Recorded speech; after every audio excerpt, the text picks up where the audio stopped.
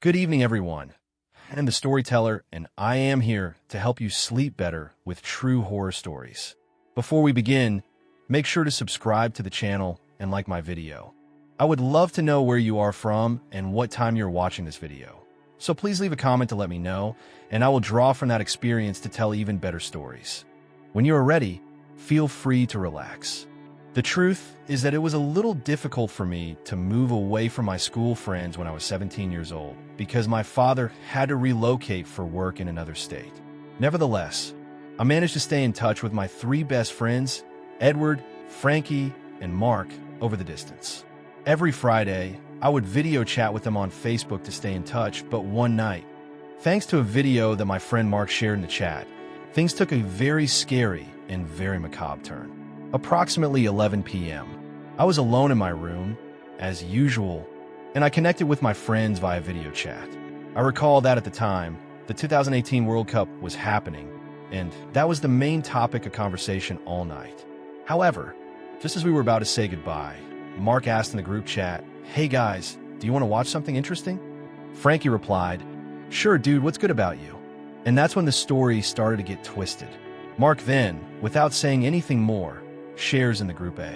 The man was on a table with his hands and feet strapped to the corners, and a man wearing a mask that looked a lot like the one in the movie Scream cut his skin like someone skinning a rabbit with a scalpel. The creepy and grotesque video only lasted a few seconds, but it was enough to make me jump out of my seat in complete terror. Edward said, "What the hell? Why are you sending us this, man? Where the hell did you get that?" While I've always been a fairly impressionable person, Frankie also responded to him in complete shock and asked the same question. When I recovered from the shock, all I could say in the chat was, "Never do this __ to me again." However, even though the images were realistic and shocking, I began to believe that it was one of these bloody films that seemed real because I couldn't believe that there were actually people capable of doing such a thing. We were all silent for a moment before Edward said, "Dude, please tell me it wasn't you the psycho who took that video. Of course not, you idiots. I don't have that many balls." To which Mark finally replied, "I will tell you, but you really have to keep this a secret promise you won't tell anyone."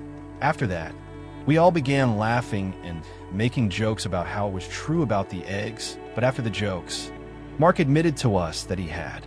I was shocked to learn that Mark felt so strongly about this stuff and that he knew how to access all of this kind of information. But I was even more shocked to learn that I had gotten the video from the dark web. I had heard about the darknet as a child, but I was not very knowledgeable about it. I had heard rumors about it, but I had no idea what kind of atrocities existed there, let alone that this kind of content was being traded, of disturbing material, because among the few things I knew about it, I always assumed it was about hackers and the like. After this, Mark sent us a picture of a woman without arms or legs with a description box next to it that said, "Doll number 30. The description mentioned cruel things that can be done to victims before they are sent to their buyers, and I was very upset to read the dialogue. However, I remained somewhat dubious about the entire situation. Even though this image, like the video above, appeared too real to be a hoax, there was one thing that really disturbed me. How long had my friend been involved in this kind of activity? I had known Mark since elementary school, and while we both enjoy horror films, I never thought he would be interested in such disturbing content in real life. So I asked him directly, "Why do you visit sites like that? When and how long did you have an interest in such cruel and depraved things?" His response was, "Well, I just go in occasionally out of pure curiosity." But as he was finishing his sentence, a random user joined the video chat. We all asked, "I don't know," and I swear to God, "Mark." At this point, I was getting angry about the whole dark web thing, so I asked Mark to tell me something. "Is this one of your dumb dark web friends? If so, I'm going to call the police." I chose to move my mouse cursor to end the video chat, but it was not responding. No matter how many times I clicked or moved the mouse, it would not move at all. At that point, the random user video appeared, showing a man wearing a pig mask. The mask didn't look like the store-bought imitation.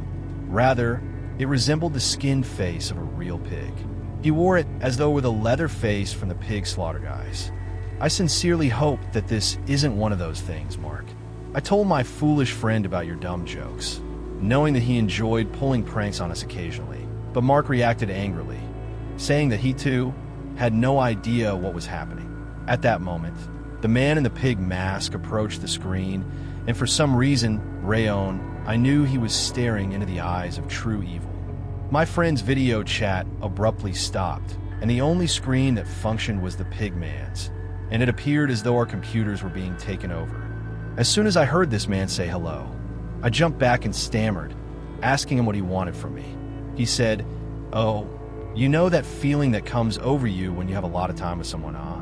It's horrible, everything becomes routine and boring. That's why I'm always looking for something new, something fresh, a new doll, to make me feel alive again. Yes, that's all I need, and guess what I think? I'm going to get just what I want today." I didn't understand anything, but then a muffled female voice began to sound in the background. It sounded like screams and moans muffled by something. The pigman then turned the camera to face the muffled voice, revealing a woman with no arms or legs, duct tape over her mouth, and a chain around her neck. The woman was struggling to get away by wildly flailing what was left of her arms and legs. A few seconds later, the pigman approached her slowly while holding A. When the pigman finally raised his hands holding the axe in the air, I started screaming hysterically, "Leave her alone, I'm calling the police. Leave her alone," before tightly closing my eyes to prevent myself from witnessing the atrocity that was about to occur. I was on the verge of a panic attack because I knew the terrible and inevitable fate this poor woman was about to face, and I felt a knot form in my stomach and my entire body began to tremble. I gave the woman one last glance and knew it was the same one from the picture Mark had shared right away. Then I heard the axe thud, which caused me to jump out of my chair so hard that it flew into my bed. I turned my back to the screen, covered my eyes with my hands, and started to cry in desperation because this sadistic display was just too cruel. But then everything went silent. I took my hands off my face and looked at my PC, only to discover that the pig man had disappeared. I was utterly terrified. My heart was racing, my entire body was trembling, and everyone was in a panic. Then all of a sudden, it seemed as though nothing had happened, like it had been a terrible nightmare, but it was real, and this terrifying image kept coming back to me. I ran to the bathroom, washed my face with lots of water, and dried it with a towel, then returned to the computer and sent a message to my group chat friends. "Please let me know that you saw that too. And what the hell just happened?" My friends STA, they confirmed that their computers had been compromised as well. And like me, they had the pigman. However, none of us wanted to discuss it. I believe that we were all feeling the same shock from that day on my friends. I decided to put the incident behind me and never bring it up again, but these images never left my mind. And I still have a recurrent nightmare in which this video keeps playing in my dreams. And when it does, I wake up shaking and hyperventilating, just like when my computer was taken over. What I'm going to tell you, pigman, is something that weighs on my conscience like a huge block of concrete, and of which I'm not proud at all. A few years ago, I fell victim to an electronic scam that, to put it simply, left me bankrupt.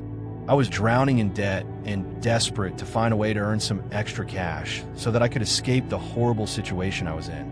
In my haste, I ended up joining a criminal organization that operated on the dark web, and even though I feel a great deal of guilt for having contributed to the horrible acts I will discuss with you below, I am aware that this does not excuse me from the context, but 5 years ago, I was just a regular person like everyone else with a regular job and a completely normal life. I was working as a nurse in a state hospital in my home country, and that was enough to cover my basic expenses, including food, housing, and transportation. However, one bad day, I was convinced by a friend to invest all of my savings in an online business. The short period of time instead claimed that I was defrauded and lost everything, going bankrupt at the time.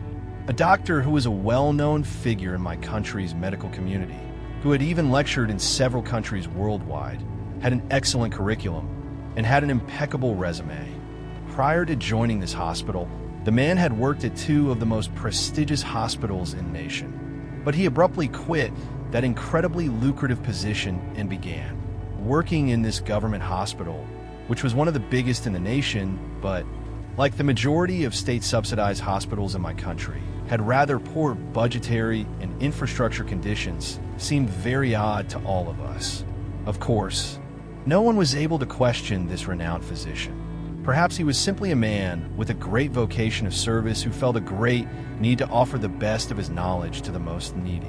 Or what I know is that nobody really knew what his. Everyone at the hospital knew that as long as there was money involved, I was willing to do whatever it took to get out of the financial hole I was in. On one occasion, this doctor called me, which shocked me greatly because he had never done that before. This was because, as I previously mentioned, I was in dire need of money at the time. So whenever someone wanted to skip work, didn't do it, or couldn't cover their shift for any reason, I was always the first to volunteer to cover the shift in order to get some extra cash. I had only spoken to him a few times during my entire tenure there, so it seemed odd that he wanted to see me. I went to his office to find out what he had to say, and he invited me to lunch. We went to a restaurant where it was just the two of us and the staff. There were no other patrons there at the time. I didn't realize it, but I had the feeling that the doctor knew every employee there, and for the next 30 minutes, he asked me questions about myself. And my family, in particular, wanted to know if I had any debts or expenses. I told him about my brief experience with cyber scammers, and he asked me how much money I would need to earn each month to avoid worrying about anything else. These questions also seemed odd to me for a moment, as I thought the invitation was about something romantic, but he wasn't flirting with me while asking me such personal questions, so I was really intrigued. I don't remember the amount I gave him, but I do recall that. My grandfather used to tell me as a child that you should never let an opportunity pass you by because he might never return. So I told him that I would do almost anything he said at that exact moment. After I told him this amount, he said something that would change everything. What would you be willing to do if I paid you 3 times that amount?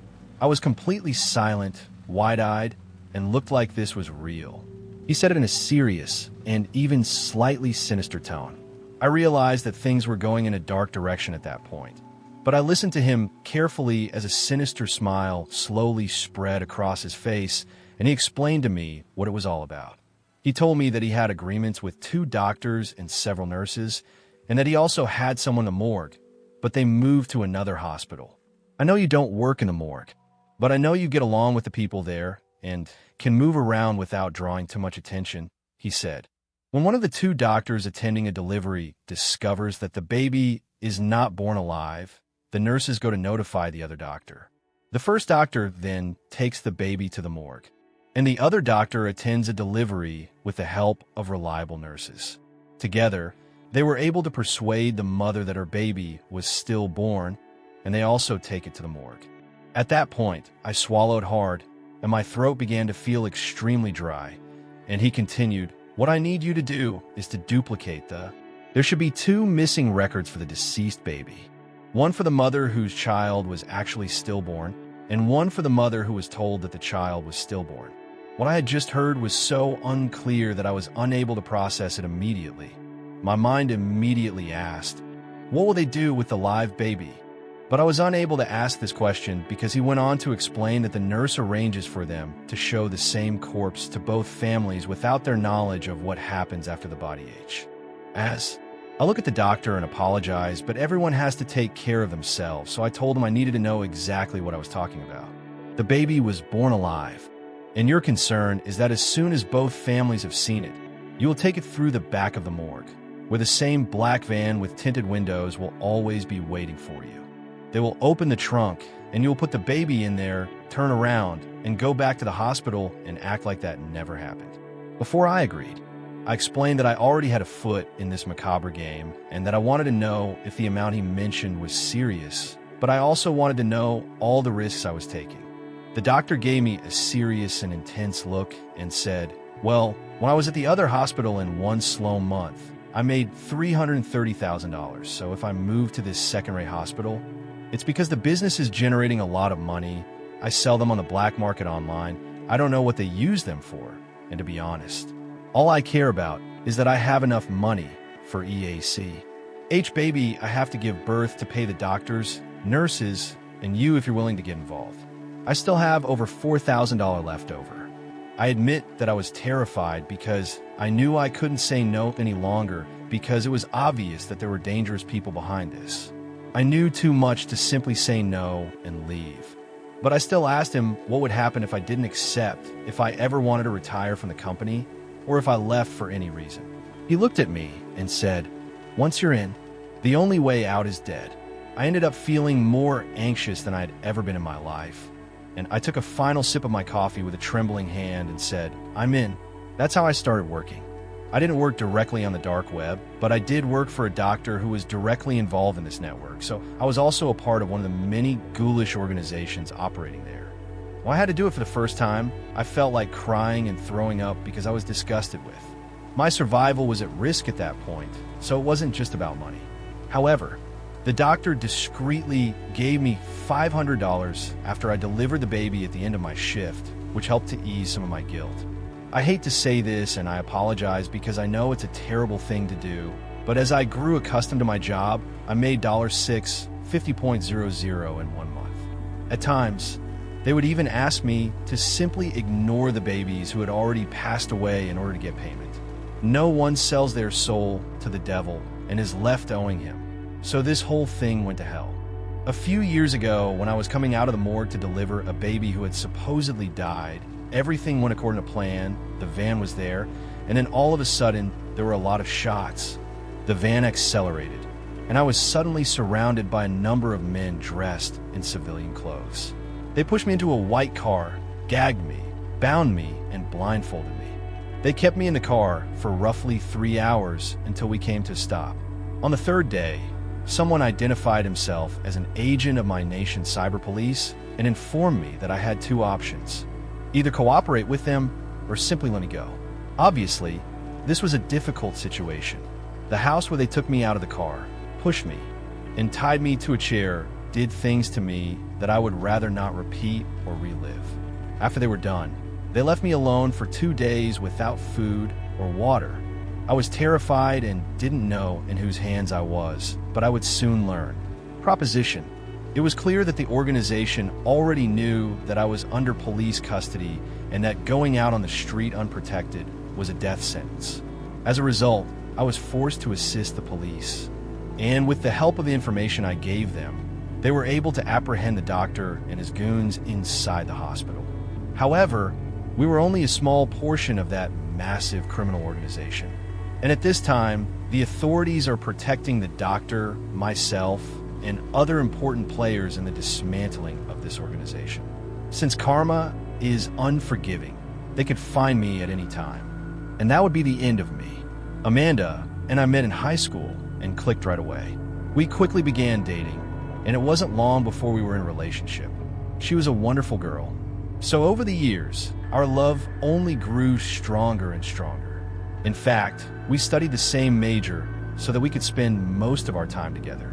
Or at least not when you want to do something halfway decent. I had considered a small, intimate wedding, but she wanted something a little bigger where we could invite our friends, family, and co-workers. I wasn't particularly fond of this idea, but if it made her happy, I was too. The issue is that we were on a tight budget at the time, which caused the wedding to be delayed. Though we already had some savings, the truth is that with our current jobs and all the expenses we had, the situation was a little complicated.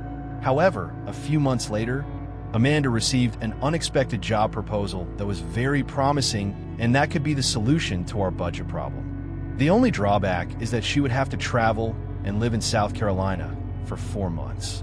Our wedding was a bit complicated. This was quite a challenge because in our 7 years of dating, Amanda and I had never been apart for so long, let alone on different continents. At first, I flatly refused, but the pay was too good to refuse, and I would only be gone for 4 months. During that time, she would be working as a consultant for a Korean startup company that was trying to establish a presence in the American market.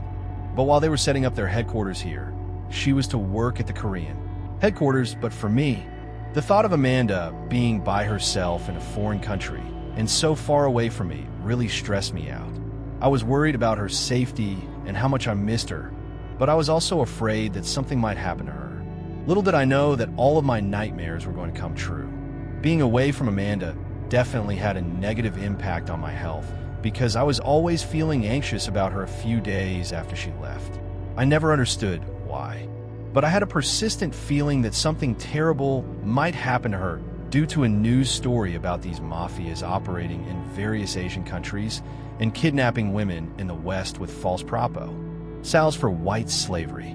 It was like my sixth sense trying to warn me about what was going to happen, knowing that I couldn't protect her from any perpetrator.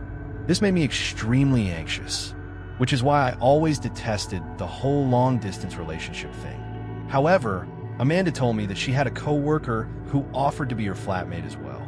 At first, this made me suspicious, but then I reasoned that perhaps it was for the best, so she wouldn't be alone at night, and that if something happened to Amanda, this person could tell me. In addition, it gave me some peace of mind to know that she was doing this for the two of us and for us to have our dream wedding soon after we moved to that country. She introduced herself via video call, and I asked for her number to learn more about my girlfriend. Her name was Sun, and she was Japanese. In reality, she seemed like a very nice and friendly person, so I wasn't surprised that Amanda would get along with her. This gave me some peace of mind because I knew I had company, but not enough to stop worrying when my girlfriend moved to Korea. She had to change her schedule, and I had to do the same because we lived on different sides of the globe. Zones, so I became accustomed to waking up at 3 in the morning, so that when she got off work at 5 p.m., I could video chat with her.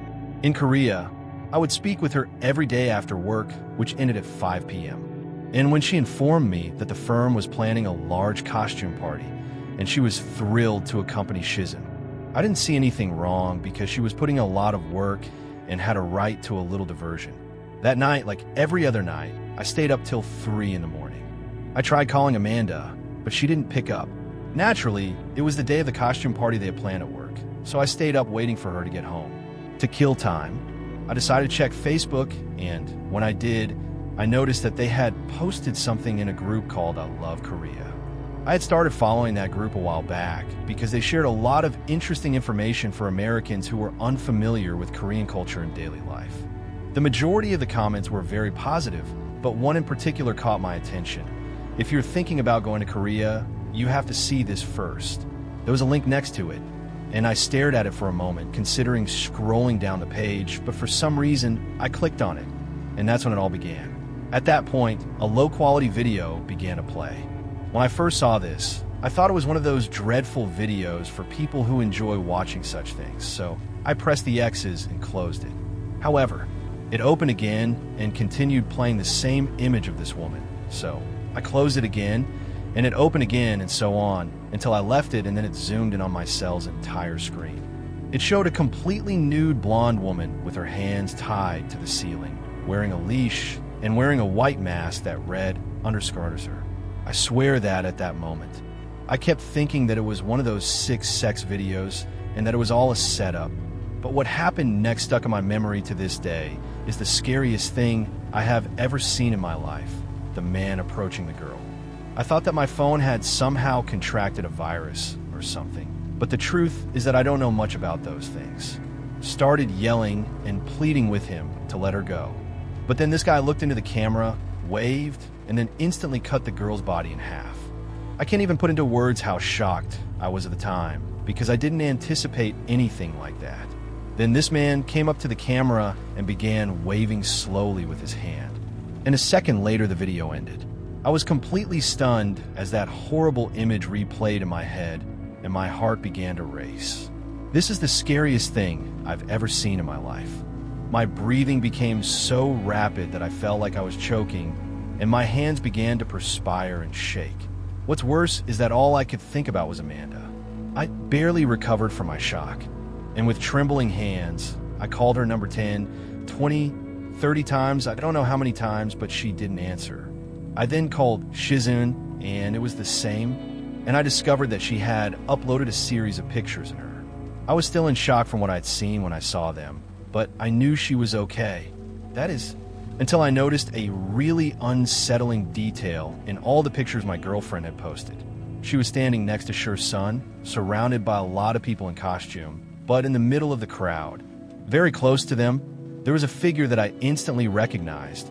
It was a man wearing the same samurai mask that I'd seen in the video, and he was staring straight at them. In utter panic, I jumped out of bed and began screaming the word "no" like a crazy person.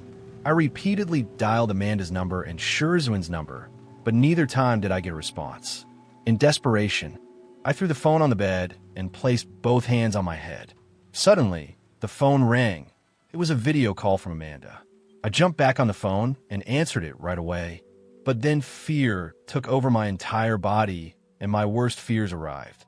The same guy with the samurai mask and the katana stood next to Amanda, who was standing on the edge of one of the beds in their room with their hands tied behind their backs and a white mask on their faces that said, just like the one the girl in the video had. I screamed and sobbed uncontrollably. "Leave them alone. Get away from them, you bastard. I'm going to call the police. Get away." But he wouldn't listen to me. So he walked up to the camera and waved, just like he did in the video. However, this time, he showed me a white sheet of paper that said, "Let's make a deal." I was so scared and my face was wet that I told him that if he would let them go, I would make any deal. He then showed me another sheet with a bank account and told me that I had 10 minutes to transfer $20,000, or soon these two would become four. I told them that I would do anything to save Amanda. And as I listened to them cry in the background and implore the man not to harm them, I was fortunate to have little more than that amount in our wedding savings. Therefore, I started the transfer with trembling hands while a loud tick-tack-tock sound could be heard on the other side of the screen. I completed the transaction as quickly as I could and showed it to the man, who then reached for the camera phone and displayed another white sheet that said, "If you call the police, she's dead, hold on." He then made the same waving gesture and hung up. Even though my fingers nearly fell out while I was calling her phone and typing, and she didn't answer again for 2 or 3 days, during which I was going crazy. I had not eaten anything and had not slept for more than an hour or two. I felt like my head was going to blow up. I had never felt so scared and desperate in my life. On the 4th day, Amanda knocked on my apartment door. I couldn't believe my eyes when I saw her standing there. I'd already pictured the worst, so I gave her a strong hug and we sobbed together for a long time. Despite my repeated questions about what had happened during that time, where she was, and how she returned, she refu, and never did. Every time I bring it up, she mute and leaves. The same thing happens when I inquire about Sherzuen, so I gave up. Finally, we decided to put that entire incident behind us and try to move on. 5 years have gone by, and even though we were able to get married, start a family, and move on, that terrible episode still casts a shadow over our lives that we try not to look at so as not to relive that terror. The story I'm going to tell you next is not only horrifying, but also incredibly depressing.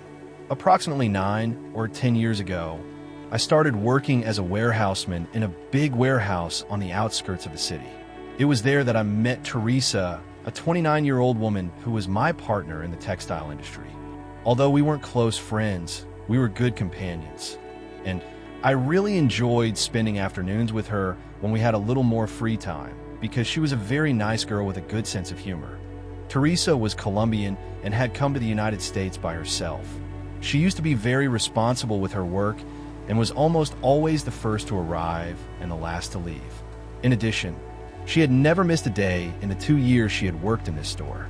For this reason, I was shocked when I arrived that morning and I didn't see her. I asked one of our co-workers if she had seen her, and she replied that she had, but the day before that, I asked our supervisor if Teresa had provided an explanation for her absence, and she replied that she simply hadn't.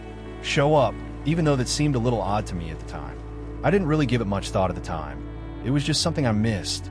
However, as I mentioned earlier, Teresa and I weren't best friends, so I didn't know a lot about her life. So it could have been a mishap with her son or anything else. The following day, however, she didn't go either, and the following 4 days went by with no one knowing where Teresa was. I only had her cell phone number, and I called her multiple times. Nothing was answered. But a few days later, I saw that a number of co-workers were gathered around another who was showing them something on her cell phone. I wanted to see what it was, and it was a video of Teresa. Teresa appeared extremely agitated, anxious, and afraid in the video, which was taken while she was driving. She placed the phone on the dashboard and started talking quickly, saying that she had just passed one of the most lonely sections of the road and that she had noticed a black van parked on the side. She claimed that, as though attempting to hide in the wooded area to the side, she turned around out of pure curiosity and noticed that two men were carrying black bags and bags of trash to what looked to be another car behind a van. However, at that moment, one of the bags broke and a bunch of human parts, which appeared to be random pieces of meat, but actually included arms, legs, and even heads, fell out of them. She looked absolutely terrified and was in complete panic. The colleague who was displaying a very close friend of Teresa's claimed that he had sent her numerous messages, but that she had never responded, which worried him. The second day, he missed work. He went to her house, but she was not there, so he asked the neighbor next door if she had seen her. The video also claimed that Teresa sent it to her privately on Facebook chat, but she didn't see it until that morning because she rarely checks Facebook. She also said that the last time she was online was roughly 3 hours after she sent it. She confirmed that she had informed him that Teresa and her 7-year-old son had gone out on a black van used for transportation a few days prior and had not returned. Naturally, we were all concerned when we learned of this and informed the authorities about Teresa and her son's disappearance because she had no family here and only her neighbor and co-workers noticed their absence. 2 days later, a garbage collector discovered the dismembered remains of what appeared to be a young woman with. When my classmates and I learned that someone had thrown hair inside a black bag in one of the containers close to the warehouse, he promptly alerted the police, who then went to the scene to gather the remains. Later, forensic analysis revealed that it was Teresa. We were all horrified by this terrible tragedy, which we never imagined could happen to someone so close to us. But we all had the same question: where is her son? The neighbor claims that she left with her child, so my partner posted this final video. The following day, as I was heading to work, that same colleague called to show me something on her phone. At that point, there were already a number of people around Teresa, and she showed me the comments on the video, but only two in particular. Poor woman, she ran face to face with the dismembers of the deep web. She saw what she should not, and I felt the need to let people know what could possibly have happened to Teresa and see if anyone had any idea who the perpetrators might be. They would pursue her, and the other, even more chilling, said, "I hope she doesn't have children or family because they will probably do the same to them, or maybe they already have." All of the videos are undoubtedly already on the dark web. This last message had about 250 replies, which I read one by one. What I learned from those messages is something that will always haunt me. Coincidentally, what my friend had seen that day was probably one of the transport units used by the mafias that operate. People claim that these cars travel through all of the nation's major cities every day, gathering the bodies of people who have been sold at auction on the dark web. Up until that point, I knew nothing about it, but I could infer from all of the comments that I read that wealthy and powerful people use the dark web to purchase other people, primarily women and children, and treat them like worthless pieces of meat for their own twisted amusement. Cared for them because based on what these people claimed, they were abducted, sold as goods, and in some cases, the children were even sold to these outlaw networks by their own parents. I was so shocked by this that I read over 1,500 comments and responses, and I told them to display the most recent ones. People had already reported that my partner, the woman in the video, had been discovered in the conditions I had previously mentioned, but these comments have been swiftly removed. But my friend who posted the video and assured me that she wasn't the one who removed them. The next oddity is that, despite the fact that the police were in charge of gathering and examining the remains, and that this video was shown to them initially, it wasn't reported in the media. However, beneath all of this, there's something even more unsettling because, while what happened to my colleague was terrible and agonizing, at least it was known what happened to her. But what could never be known is what happened to her. Son, this happened to me when I was 17 years old. At the time, the whole deep web thing was just starting to come to light. I was a senior in high school, and I recall that my first exposure to the well-known dark web came from a classmate named Frank. He was only 16 years old, but he was a POTI hacker. I heard him discuss it on multiple occasions, but I never gave it much thought until later when the topic started to sound a little more forceful. I became interested, so I asked him about it, and he told me that you couldn't access this. When I asked my friend if he knew how to access the deep web and if he had done so before, he looked sideways quickly and said, "Yes, I could send you a link when you get home." I remember waiting anxiously for my friend to send me the link because I was very curious to see what I could find there. My first thought was that it would be classified files, alien stuff, conspiracy theories, and other things like that, but instead I found something drastically different about 8 p.m. When my friend eventually sent me an access link, I clicked on it, and a sort of search engine appeared on my screen. I had no idea how to access this, but I saw that there were several categories on the right side of the screen. I'm not sure if this is always the case or if it was the location where my friend sent me the link, but it immediately caught my attention because it had to do with exotic foods, so I clicked on it. When the screen opened, I saw some. As a chef of sorts was about to prepare a meal, I noticed that there were a number of ingredients on the table, many of which we all frequently use in the kitchen. Another thing that caught my attention was how many people were connected in that video. I thought I was the only weird person who came to the deep web to watch a guy cook a recipe. But from what I saw, there were many more people, nearly 2,000 people. And for a brief moment, I wanted to stop watching, but the man was incredibly charming and seemed very. There was a general excitement about whatever he was going to cook. And I was very interested in finding out what the main ingredient would be, because I could only see outlines on the table. The man took his time chopping the vegetables, celery, and onions, but I could tell from the comments that everyone was waiting for him to reveal the main ingredient. Then something clicked in my mind, and I realized that it must be some exotic animal. I was really expecting a possum or a snake, but when the chef finally revealed his big secret, I nearly passed out from a heart attack. When the man opened the enormous refrigerator he had in the kitchen, I saw something that will always be in my memory, a man's human leg and foot. I jumped out of my chair and covered my mouth with my hands as I watched him laugh and joke while he cut the leg and put it in a burning pan. After adding the other ingredients, I glanced out and noticed that everyone seemed to be ecstatic about what he was cooking. I glanced back at the screen, fearing that it was all a joke, a prop, or something, but when I saw that it was real human flesh, that was a real leg. I immediately left, shut down my laptop, and called my friend to belittle him for being ill. I told him what I had witnessed and how traumatized I was by it, and he laughed in my face. After that day, the day I realized that the world was full of morbid and very sick people. I went back to that website and completely erased the link from my computer. I swear that if I had opened it again, I would have set it on fire. Later, my friend told me that all the dishes this man prepared were actually for sale. I hope your day is filled with health and joy. I invite you to subscribe to my channel to hear true horror stories. Hello, and see you again.